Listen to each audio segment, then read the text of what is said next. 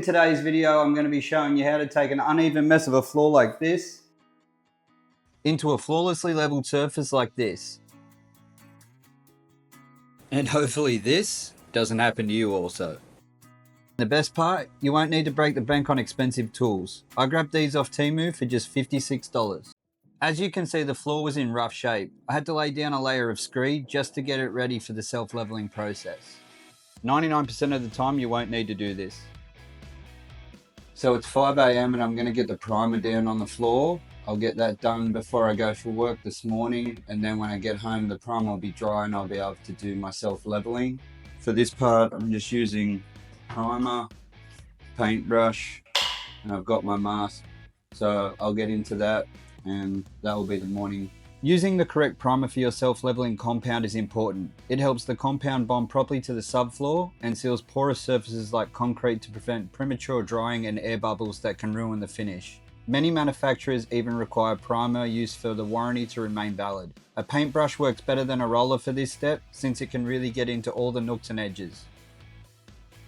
Next we'll use spray foam to dam the drain and then seal off any gaps with some silicone to stop the self-leveling compound from leaking out. This stuff will flow wherever it can find level, so make sure you check for any voids or gaps before you pour.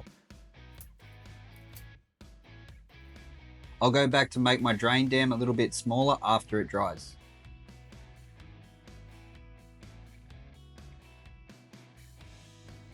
When mixing self-leveling compound, you need to work quickly. Most products have a working time of around 10 minutes. If you're mixing more than one bucket, you have to be on your game and have everything set up in advance. Add the correct amount of water to the bottom of the bucket first, then pour in the compound. Mix thoroughly for the recommended time. Mine was 3 minutes.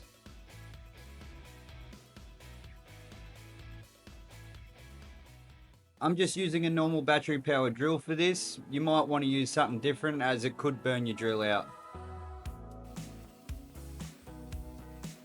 Remember to move quickly. With a working time of about 10 minutes, you don't have long before it starts to set. Start pouring at the farthest point from the planned exit and work backwards. You want to avoid painting yourself into a corner, literally. Pour in small amounts at a time, then use your smoothing tool or trowel to guide the compound into corners and along the edges. Don't worry about getting it perfectly flat. Let the product do what it's designed to do. It'll naturally level itself out if you've mixed it properly and your floor is prepped. Once the compound is spread, go over the surface with the spike roller. This step helps bring air bubbles to the surface and prevents imperfections in the finish.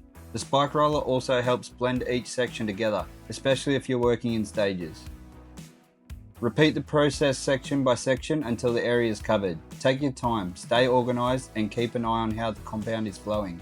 A smooth, consistent pour and good prep work really make the difference. Hey guys, Editing Sean here. It's hard to gain traction on YouTube for a new creator like me, so if you could like and subscribe, it would mean the world to me. I have a massive bathroom renovation coming up, and just, again, thanks for being here.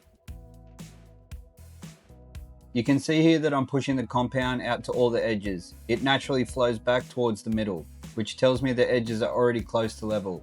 They only need a light touch. Most of the product is pooling in the center, which is where the floor is slightly lower and needs more material to level out.